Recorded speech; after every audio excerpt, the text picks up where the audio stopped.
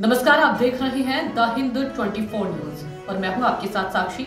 आइए नजर डालते हैं आज की बड़ी खबरों की ओर। धूपगुड़ी जलपाईगुड़ी जिले में तृणमूल द्वारा संचालित नगर पालिका है। हजारों समस्याओं से ग्रस्त यह नगर पालिका आम निवासियों से लेकर विभिन्न राजनीतिक विपक्षी समूहों की शिकायतों का विषय रही है। नागरिक सभा में मूंग के बल गिरना। इस नगर पालिका में लगभग 50 से 55 हजार नागरिक रहते हैं। नागरिक मंच सहित कई संगठन सड़कों से लेकर पेयजल और यहाँ तक कि सीवेज प्रणाली तक के मुद्दों को लेकर कई बार सड़कों पर उतरे हैं। यद्यपि इसकी शुरुआत एक छोटी सी समस्या के रूप में हुई थी, लेकिन डंपिंग ग्राउंड अब सबसे बड़ी और सबसे स्थायी समस्या बन गई है। जब यह नगर पालिका अस्तित्व में आएगी तो 16 वार्डों में से कोई भी वार्ड छूटेगा नहीं, जहां रात के अंधेरे में नहीं बल्कि दिन के उजाले में घरों से निकलने वाला सारा गंदा कूड़ा कचरा, बच्चों के पंपास और पर्यावरण के लिए हानिकारक हर चीज वार्ड में बने अलिखित डंपिंग ग्राउंड में फेंकी जाएगी, जिससे एक और पर्यावरण प्रदूषण हो रहा है तो दूसरी ओर धूपगुड़ी शहर में दृश्य प्रदूषण भी हो रहा है, जिसमें एक चमकदार नगर पालिका भवन, सड़क पर बड़े बड़े होर्डिंग्स, हरा भरा धूपगुड़ी, स्वच्छ धूपगुड़ी है। लेकिन हकीकत में उस समय कोलकाता में ली गई इस रिपोर्ट में तस्वीर साफ है। कस्बे के निवासी पूरी घटना के बारे में मुंह खोलने से कतरा रहे हैं, क्योंकि उन्हें अनजाने में ही अपना कचरा अपने ही कूड़ेकचरे से शुरू करके शहर के सार्वजनिक स्थानों पर फेंकने के लिए मजबूर होना पड़ता है। वर्तमान में प्रकाशित इस रिपोर्ट में दिखाई गई तस्वीर धूपगुड़ी फालाकाटा राष्ट्रीय राजमार्ग के बगल में वार्ड क्रमांक 11 सत्संग पाड़ा की है, जहां पूरे फुटपाथ पर कूड़ा फेंकने का कब्जा कर लिया गया है। यही कारण है कि हर कोई फुटपाथ छोड़कर व्यस्ततम सड़कों पर खतरनाक तरीके से चलने को मजबूर है। और यह पूरी घटना आगामी चुनावों से पहले एक बार फिर राजनीतिक रूप से प्रेरित प्रतिक्रियाओं के चरम पर पहुंच गई है। जब वामपंथी सरकार के शासनकाल में धूपगुड़ी नगरपालिका में एक स्थल की पहचान कर डंपिंग ग्राउंड की योजना बनाई गई थी, तो वर्तमान सत्तारूढ़ दल के नेताओं और कार्यकर्ताओं ने इसका विरोध किया था। जिन लोगों ने इसका सबसे अधिक विरोध किया था वे ही वर्तमान नगरपालिका बोर्ड में सत्ता में हैं। व्यवहार में वे कूड़ा कचरा निपटान स्थल बनाने में भी असफल रहते हैं, और यही कारण है कि भाजपा तृणमूल द्वारा संचालित धूपगुड़ी नगरपालिका पर नियंत्रण पाने के लिए बेताब है। इस बीच धूपगुड़ी नागरिक मंच के प्रमुख बुजुर्गों सहित प्रमुख सामाजिक कार्यकर्ताओं का दावा है कि नगरपालिका पूरी तरह विफल है। नगरपालिका को नागरिक सेवाओं पर तत्काल ध्यान देना चाहिए। यद्यपि नगरपालिका ने समस्या का शीघ्र समाधान करने का वादा किया है, लेकिन विपक्ष अपना वादा निभाने में अनिच्छुक है। अब यह केवल समय की बात है कि धूपगुड़ी के निवासियों को डंपिंग ग्राउंड मिलेंगे और धूपगुड़ी के लोगों को इस असहनीय दैनिक छवि से कब मुक्ति मिलेगी। धूपगुड़ी पौरसभा एकेबारे प्रत्येकटी वार्ड अलिखित डाम्पिंग ग्राउंड হয়ে দাঁড়িয়েছে। বিশেষ করে ফালাকাটা ধূপগুড়িগামী জাতীয় সড়কের পাশে যে ফুটপাথ, সেই ফুটপাথ একেবারে ডাম্পিং গ্রাউন্ডের আকার নিয়েছে। দুর্গন্ধে থাকা যাচ্ছে না, পাশাপাশি ওই ফুটপাথ দিয়ে মানুষ হাঁটতে পারছে না, বিপজ্জনকভাবে হাঁটতে হচ্ছে। কীভাবে দেখছেন বিষয়টা? এটাই হলো ধূপগুড়ি পৌরসভায় তৃণমূলের উন্নয়ন।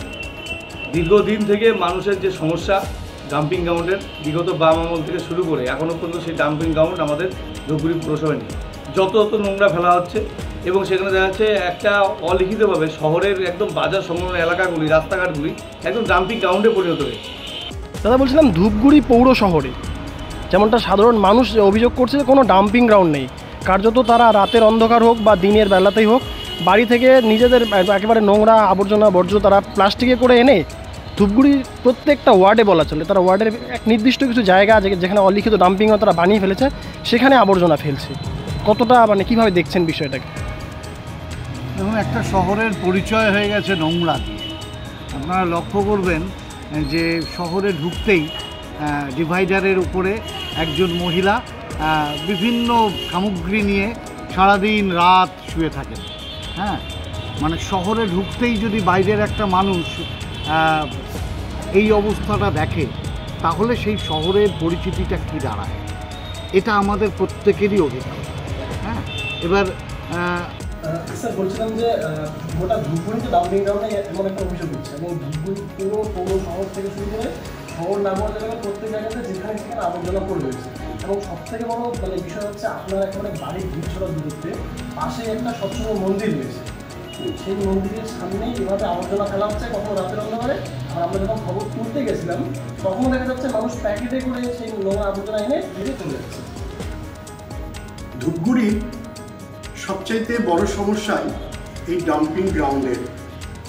আর আমি মনে করি যে এটা রাজনৈতিক কারণেই এই সমস্যাটা আজ পর্যন্ত জিয়ে রয়েছে। তৎকালীন বামফ্রন্ট আমলে বাম পরিচালিত পুরসভা ধূপগুড়ি রেল স্টেশনের পিছন দিকে ডাম্পিং গ্রাউন্ডের জন্য জায়গা কিনেছিল, প্রাচীর দিয়েছিল, কিন্তু রাজনৈতিক বিরোধিতার কারণে বাম পুরবোর্ড ব্যর্থ হয়েছিল সেই প্রকল্পকে বাস্তবায়িত করতে। বলছেন স্যার, প্রশাসন বলছে যে সাধারণ মানুষের সচেতন হতে হবে, কিন্তু সাধারণ মানুষ তাদের এই নোংরা আবর্জনাগুলো ফেলবে কোথায়? নিজের বাড়িতে একটা মতো ব্যবস্থা নেই। ধূপগুড়ি পৌর শহর একটা। সাধারণ মানুষকে অবশ্যই সচেতন হতে হবে, কিন্তু পরিস্থিতি পরিবেশের কারণেই সাধারণ মানুষ বাধ্য হচ্ছে যেখানে সেখানে নোংরা আবর্জনা ফেলতে। ধূপগুড়ি শহরে প্রায় প্রত্যেকটা ওয়ার্ডে অলিখিত একটা করে ডাম্পিং গ্রাউন্ড হয়ে উঠেছে। আবার এমনকি ধূপগুড়ি মায়ের থানের সামনে বা আরও কিছু প্রকাশ্য জায়গায় ভোরবেলায় বা রাতের অন্ধকারে বাধ্য হয় নাগরিকরা নোংরা আবর্জনা ফেলতে, কারণ কোনো রকম ডাম্পিং গ্রাউন্ডের ব্যবস্থা নেই। আর যে কথা আপনি বলছেন সেটা আমি অবশ্যই জনগণের সচেতনতার প্রয়োজন আছে এবং এটা অত্যন্ত দুঃখজনক। ধূপগুড়ি 11 নম্বর ওয়ার্ড, সৎসঙ্গ মন্দির, সুপরিচিত একটা এলাকা, সেখানে একটা ফুটপাত, যেমন ধূপগুড়ি শহরের সর্বত্র ফুটপাত দখল করে ব্যবসা চলছে, সেটা একটা অভিযোগ ছিল, কিন্তু বাদবাকি। देखते रहिए द हिंद 24 न्यूज।